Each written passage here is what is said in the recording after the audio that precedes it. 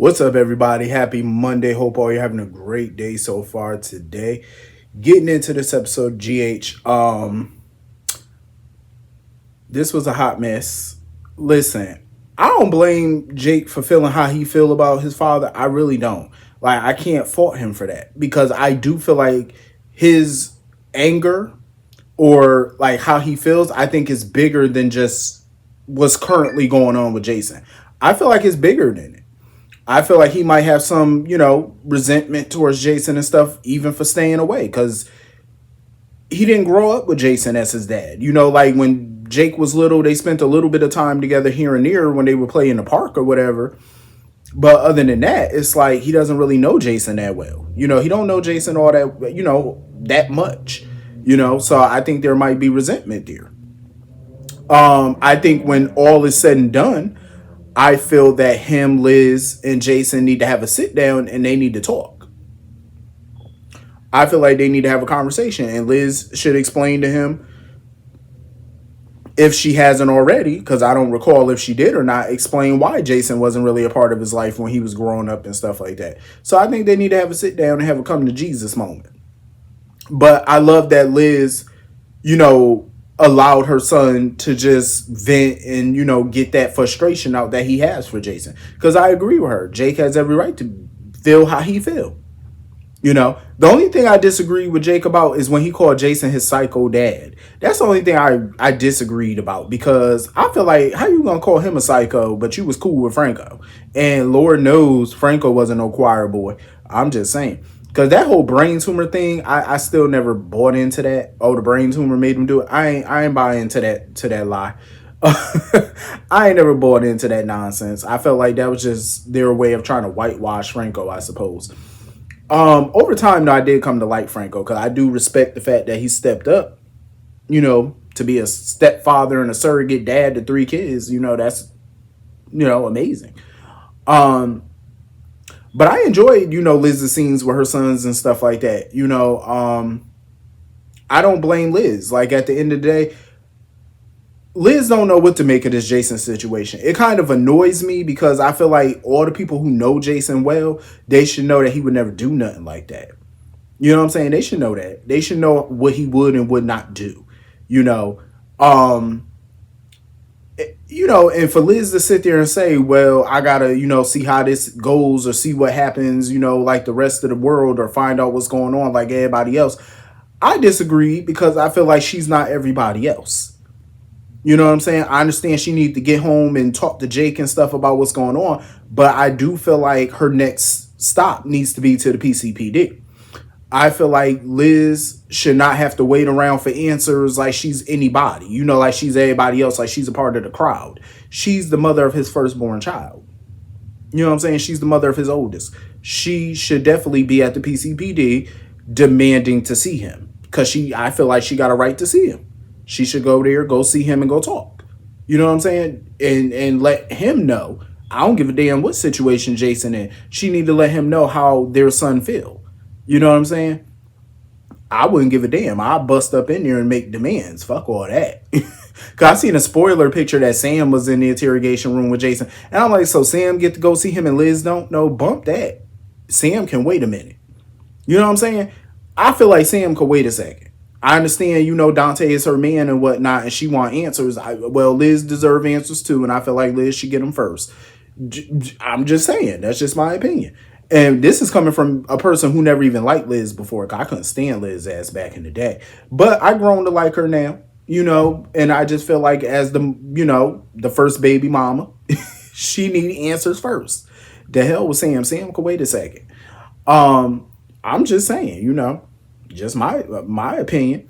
Speaking of people's opinions, Willow.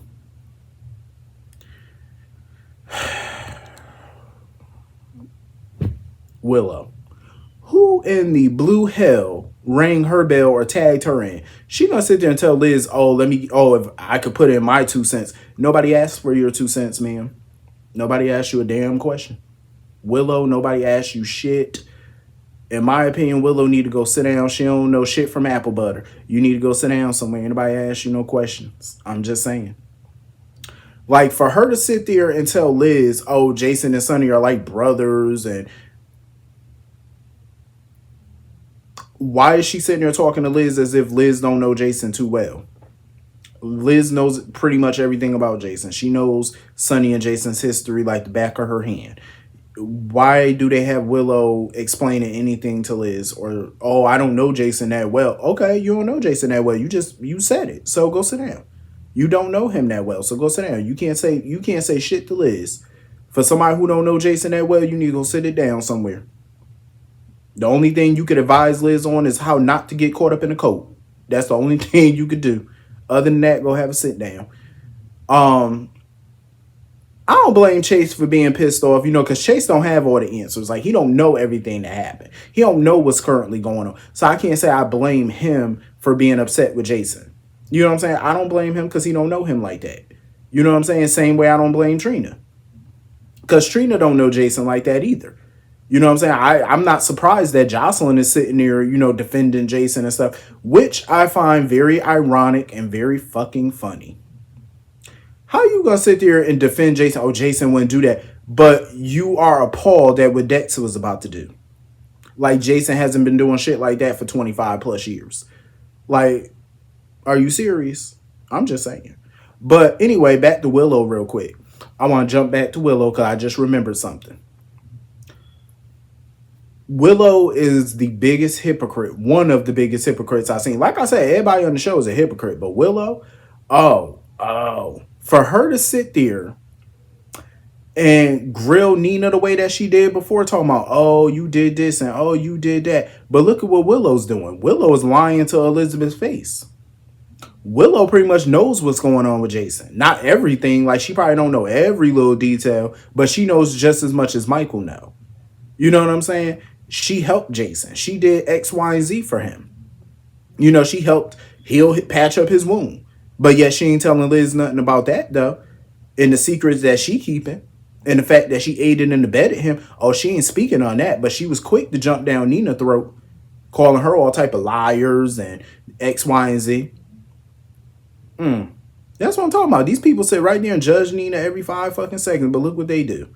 Please. Like, it's ridiculous, especially and Willow's doing all of this for somebody she barely know. Like, she don't even know Jason like that. She don't know Jason from shit from peanut butter. You don't know him, barely. Barely know him. Ridiculous. So yeah, speaking of Jocelyn and Trina, like I said, I don't blame Trina for feeling how she feels. She don't know Jason like that, and for all she know, he probably had something to do with Curtis being shot. She don't know, because she don't know him that well to know what he would and wouldn't do. I really, I'm gonna be real with you. I do not like the friendship between her and Jocelyn. I don't. I just feel like her friendship with her is very one-sided. Like, Jocelyn sitting there talking about, oh, I haven't seen you since me and Dex broke up. Who gives a flying fig about you and Dex's breakup? Nobody cares. And even when Trina told her like that Trina wouldn't be good company right now, oh, well, neither would I. We could commiserate over what we're going through. Jocelyn, you are not going through half of what Trina's going through emotionally right now. Okay? You broke up with a man that you be having dirty couch sex with. She just possibly lost the love of her life. You know what I'm saying? It don't compare. The two do not compare. And I feel like that's what Jocelyn tries to do all the time. Compare her grief to Trina's grief, thinking that they're the same type. No, it's not. It's not the same thing, like, at all. You know what I'm saying? Even her experiences with Oscar were very much different. I'm not saying that, Jocelyn's grief is diminished, but it's just what her and Oscar went through and what they shared is forgettable. You know what I'm saying? That's just my opinion. That's just how I feel. I feel like it's very forgettable. But I don't like their friendship at all. I just feel like it's Jocelyn just cares about Jocelyn. You know what I'm saying? It's like, even when she tries to talk about Trina and care about Trina, I just feel like the conversation always shifts back to Jocelyn and her issues. That's just how I feel, but I do agree with Aunt Stella, and I'm glad Aunt Stella was there because I feel like people just need to give Trina her space and her time.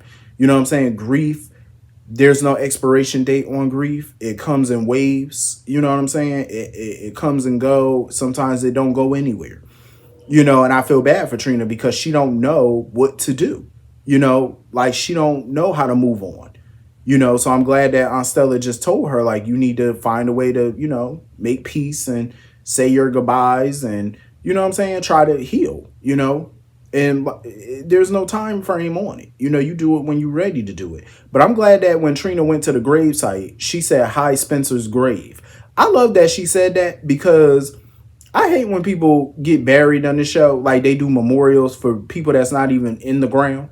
You know what I'm saying? That you can't find the body, but they act like the person, they talk about the person as if the person is in the ground, but they're not there. I hate that. And I'm glad she ain't sugarcoated and she ain't fake like like Spencer was really down there. I'm glad she did. Because that would annoy me. Um it would have annoyed the shit out of me. But I'm glad that she got some type of closure. You know what I'm saying? Some type. You know, I know it's hard for her to move on. Like Spencer was her dude. I wish that we could have seen these moments from Trina weeks ago because I hate how they haven't shown her for quite some time. I'm still happy that we got them, but I just feel like this should have happened weeks ago. Days, weeks ago, instead of right now. But I'll take it. Um, and I get where she coming from. It's like that was her great love.